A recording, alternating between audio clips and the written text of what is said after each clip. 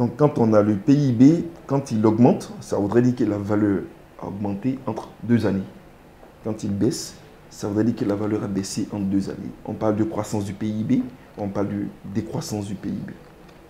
Alors, il y a une, je ne vais pas dire une convention, mais on est d'accord pour dire que il y a un lien entre la croissance du PIB, donc l'augmentation du PIB, et puis le niveau de vie dans l'environnement. Effectivement, parce que c'est la question qu'on se pose. Est-ce que quand le PIB d'un pays monte, ça signifie que la croissance ou bien les répercussions sur la population, voilà, sont assez visibles parce que...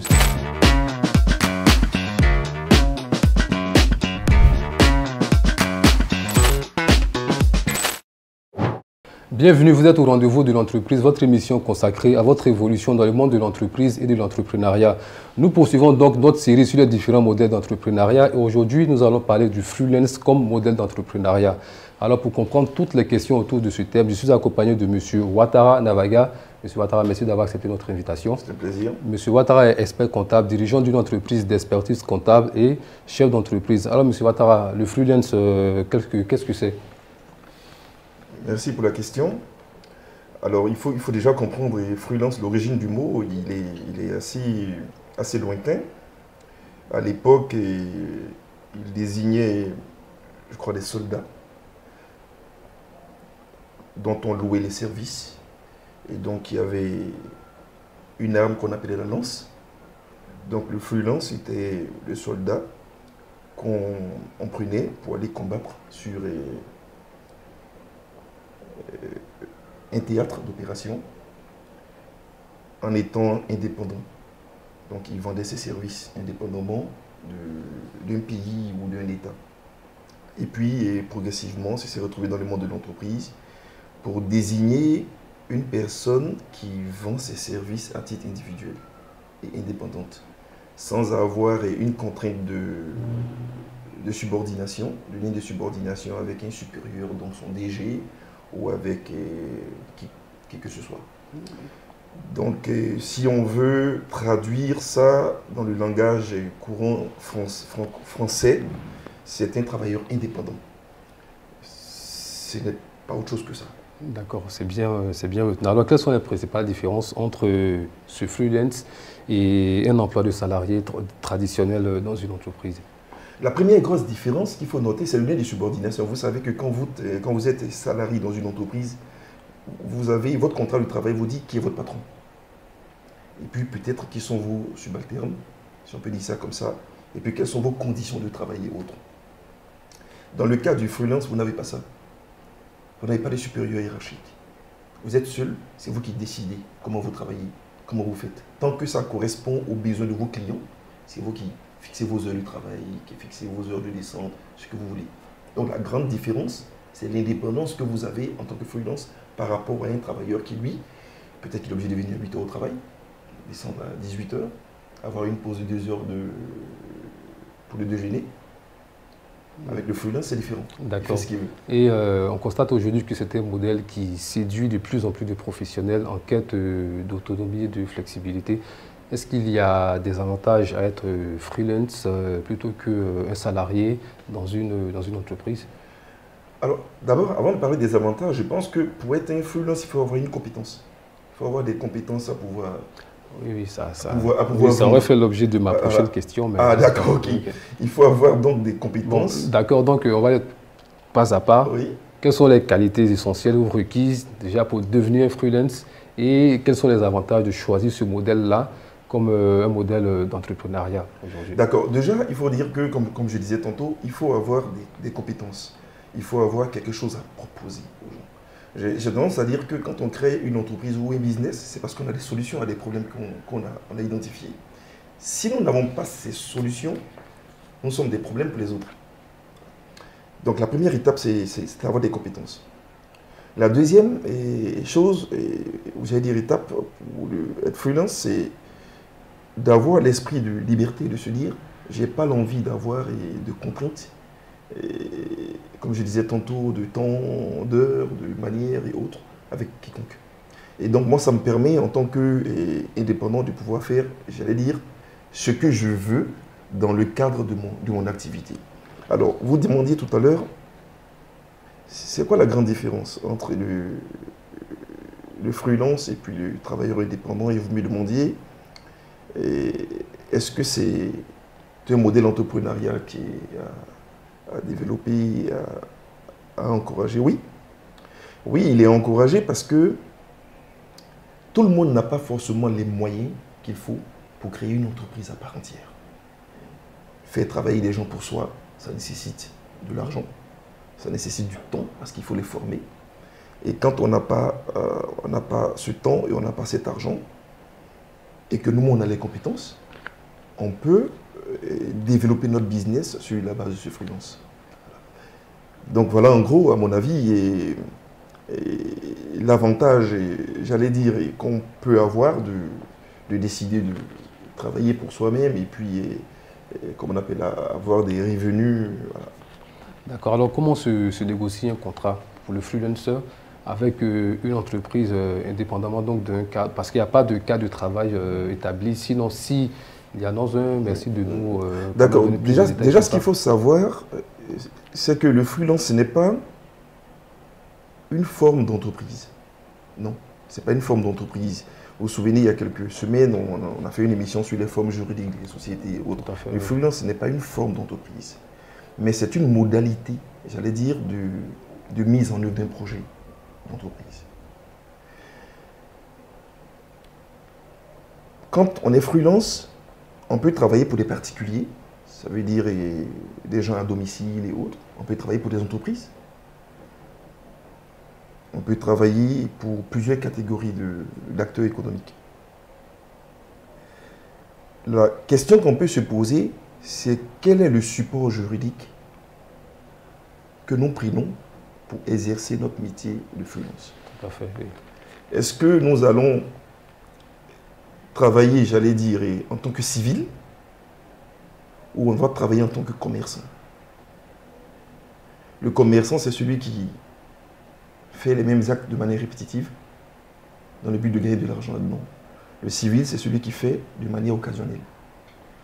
En vrai, quand vous êtes freelance, vous faites l'activité de manière répétitive, donc vous êtes un commerçant.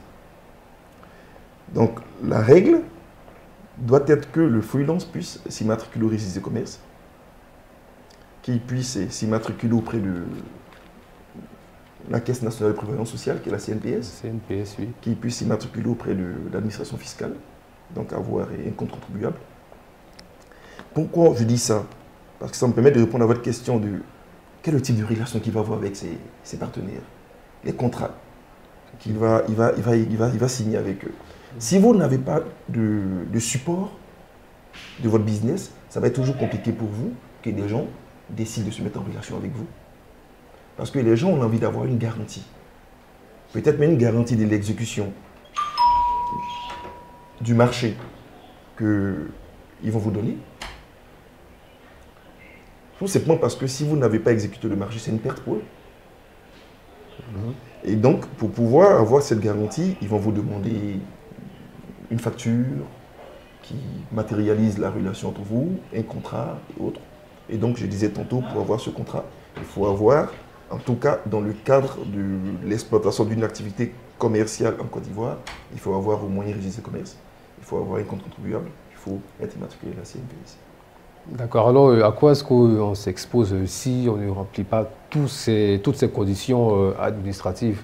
Est-ce qu'on peut s'y passer pour exercer en tant que freelance? Alors, sans vouloir encourager les personnes qui préfèrent fonctionner dans le noir, mais vous savez, les impôts, c'est pas très compliqué. Ils vont prendre pour la source. On aurait dit que quand vous allez faire une activité avec... si moi je suis un freelance, que je viens faire une activité avec vous, M. Keïta, et l'administration fiscale vous fait obligation de me prélever une retenue. Ça voudrait dire que si je vous ai facturé 100, l'administration vous dit prélevez-lui, j'ai dit n'importe quoi, 10. Donc vous lui payez 90. Les 10 autres, vous venez verser ça pour son compte. Donc l'administration n'a pas trop de problème sur ce sujet.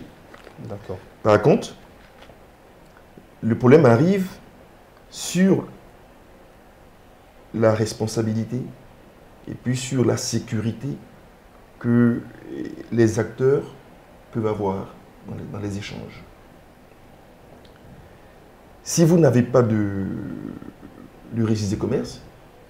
Si vous n'êtes pas immatriculé à CNPS, ça voudrait dire que vous n'avez pas de régime d'indépendant, vous ne cotisez pas à la CNPS. Demain, quand vous perdez des revenus, vous n'avez pas de revenus.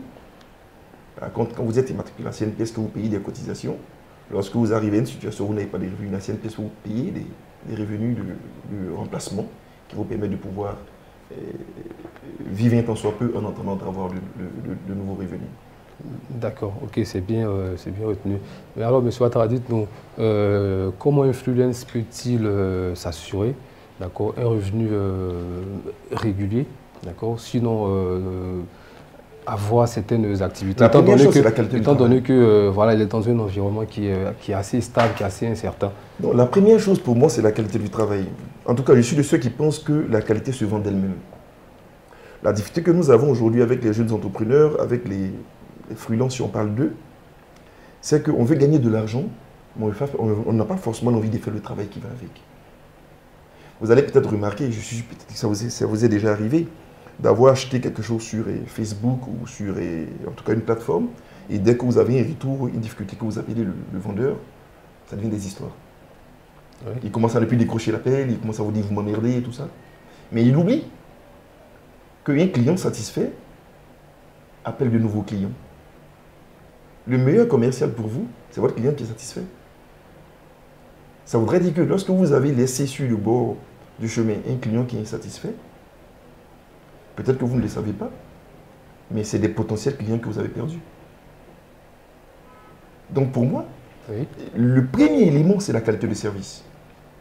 La démarche que nous avons d'avoir des clients, de les conserver et puis d'en obtenir de nouveaux.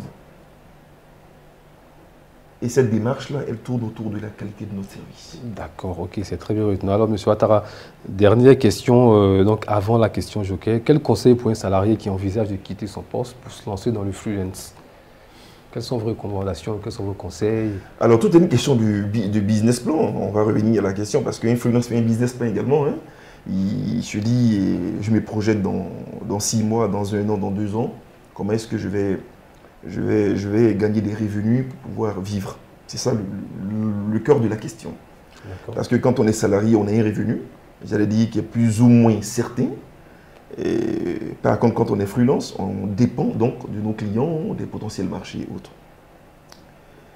La première chose que je veux dire, c'est que quand on est salarié et qu'on veut devenir freelance, il faut être sûr que nous avons une niche, ça voudrait dire une catégorie de clients, on a identifié des besoins pour lesquels on pense que nous sommes très bons et qu'on peut apporter des solutions aux gens sur ces sujets.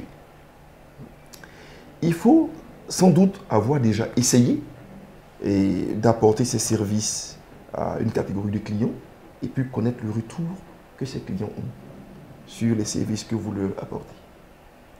Ce sont les premiers indicateurs qui vous permettent de dire, quand je quitte mon emploi, pour aller m'installer à mon compte en tant qu'indépendant, je pourrais avoir un revenu qui soit au moins équivalent à celui que je gagnais quand j'étais salarié, parce que l'idée, après, c'est ça. Tout à fait, oui. Mais ce que je veux dire, c'est qu'il faut faire très attention. Je ne parle pas du freelance qui est en entreprise, qui utilise l'électricité de son dirigeant, ouais, qui utilise l'ordinateur de son dirigeant, de l'entreprise qu'il emploie, qui utilise tous les outils, et puis qui, de manière parallèle, fait d'autres activités avec ces outils-là, il dit, ouais, oui, ça marche, ça marche. Non, je ne parle pas de ça. Parce qu'après, c'est très, très facile de ne pas payer d'eau, de ne pas payer d'électricité, de ne pas payer d'Internet, et puis dire que mon activité marche. Tout à fait. Il faut vraiment l'essayer dans un environnement, j'allais dire, plus ou moins sain, où on est en face de nos responsabilités en termes de charges et en termes de revenus. Et en même temps, dire que ça peut être une très bonne idée pour un salarié donc de vouloir s'installer à son compte. Mais comme je disais tantôt, il faut faire attention parce que les avantages que nous avons souvent, et ça me ramène à une petite histoire si vous permettez. Oui, il y a quelques années, j'ai un ami qui avait été victime d'une situation analogue, qui travaillait dans une grande entreprise de la place et qui avait un poste relativement, comme on appelle, intéressant, et donc qui avait un carnet d'adresses important. Et du jour au lendemain, il a décidé de démissionner pour aller créer son activité indépendamment donc, de son ancien employeur, toujours dans la même activité dans le même secteur d'activité. Sauf que dès qu'il crée son entreprise, il se rend compte que les personnes qu'il appelait à 2 h du matin, qu'il appelait à minuit, qu'il invitait à déjeuner, ne décrochaient plus ses appels. Bon, et pourquoi? Parce qu'en vrai, ce n'était pas sa personne qui était importante pour ces gens. C'était le bagage de l'entreprise qui était derrière lui. La notoriété de l'entreprise qui le portait. Et il a fait l'amalgame. En croyant que c'était lui qui apportait le service à ces personnes. Et que c'était lui qui était important pour ces personnes. Mais dès lors qu'il a quitté, qu'il allait créer son business, qu'il n'avait pas forcément le même poids et le même support, les mêmes personnes donc, que je disais tantôt, qui l'appelaient, qui passaient commande, à qui il faisait des remises, il ne décrochait plus. Donc il a dû, au bout de quelques mois, je crois, un an et demi, il a dû fermer. Donc il faut faire vraiment attention. Oui. Quand on veut faire le saut en quittant salarié pour être indépendant. Je suis de ceux qui encouragent toujours les jeunes à se prendre en charge, à créer des activités pour eux-mêmes. Mais on ne le fait pas dans le hasard. Il faut faire attention et puis savoir faire la part des choses. Pour moi, c'est très important. D'accord. Alors, M. Ouattara, nous allons passer à la question joker que nous avons reçue de l'une de nos abonnés, en la personne de Mme Kwa Isabelle. Je vais vous laisser le soin de lire sa question. Merci. Alors, Mme Kwa Isabelle nous demande qu'est-ce que le PIB en français facile et quelle est son importance quand ça monte ou quand ça descend. Ouais, c'est simple. Hein? C'est simple. C'est vrai, le PIB, on entend beaucoup parler de ça. C'est vraiment en français facile, on va dire. Voilà, en français facile, pour qu'on puisse bien comprendre qu'est-ce que c'est. Alors, on va être d'accord sur les définitions. D'accord. Le PIB, c'est produit intérieur brut. Mais quand on a dit ça, on n'est pas avancé. Hein? Le produit intérieur brut, c'est un indicateur qui est utilisé généralement par les économistes. Je pense que c'est l'un des principaux indicateurs d'ailleurs qui permet de mesurer la taille d'une économie, qui permet de mesurer les performances d'une économie et autres.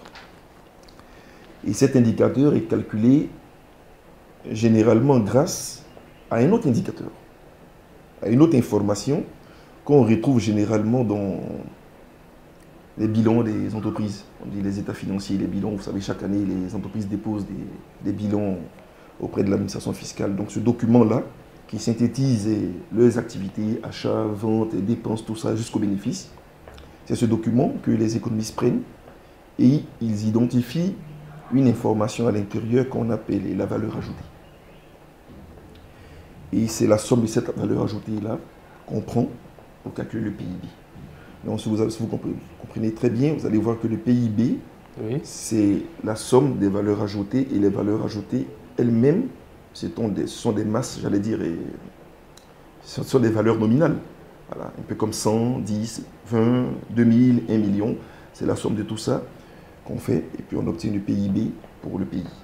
Généralement, on le calcule sur une période d'1 an. On peut le calculer sur 3 mois, sur 6 mois ou sur 2 ans ou 3 ans. Et généralement, pour faire des comparaisons, c'est sur 1 an. Pourquoi c'est important? Dans un premier temps, parce qu'avant de répondre à quand ça monte, quand ça descend, oui, c'est important parce qu'on le calcule à partir de la création donc, de valeur des entreprises. Alors, vous savez que le travail, donc le chômage, et les salaires et autres, c'est pas les entreprises qui payent les salaires. Donc si une entreprise gagne un peu plus d'argent, on va supposer qu'elle paye un peu plus de salaire. Donc l'importance du PIB, c'est ça, c'est de se dire que quand on a un revenu, on va chercher à savoir comment est-ce qu'il est redistribué. Donc quand on a le PIB, quand il augmente, ça voudrait dire que la valeur a augmenté entre 2 années. Quand il baisse, ça voudrait dire que la valeur a baissé en 2 années. On parle de croissance du PIB, on parle de décroissance du PIB.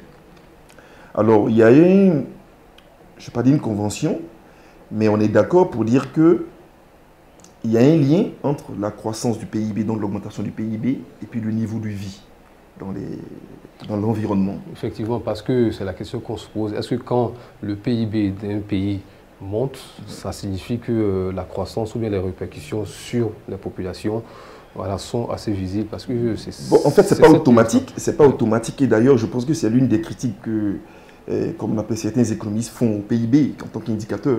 C'est l'une des critiques. Après, bon, ça fait un autre débat. Mais on est quand même d'accord pour dire que, pour parler du niveau de vie dans un pays, il faut commencer par le PIB. Et puis après, il y a d'autres indicateurs qu'on peut intégrer. Vous avez entendu récemment, il y a un leader politique qui a parlé de l'indice de développement humain, qui est également un autre indicateur, qui va partir également à partir du PIB, et puis intégrer d'autres aspects pour aboutir à une autre information. Donc, pour être assez clair sur le sujet, oui, il y a une interaction entre le niveau de vie et des populations et autres et la croissance du PIB, parce que c'est, j'allais dire, la condition nécessaire. Il faut d'abord qu'il y ait croissance, c'est une condition nécessaire, mais elle n'est pas suffisante. Si on a la croissance, mais on peut faire autre chose pour que le niveau de vie des populations soit impacté. Donc, si là, il n'y a pas de croissance, ça voudrait dire que la condition nécessaire n'est même pas encore atteinte. On ne parlera même plus des autres conditions pour pouvoir avoir un niveau de vie meilleur pour les populations. D'accord, ok, c'est bien compris. Donc, j'espère bien que Mme Kouwa Isabelle sera satisfaite de la réponse. Alors, nous arrivons au thème donc, de notre émission. Nous étions en compagnie de M. Ouattara Navaga, avec lui nous parlions du freelance comme modèle entrepreneurial. Merci donc d'avoir suivi Aminata 24 et à bientôt pour un autre numéro du rendez-vous des entreprises.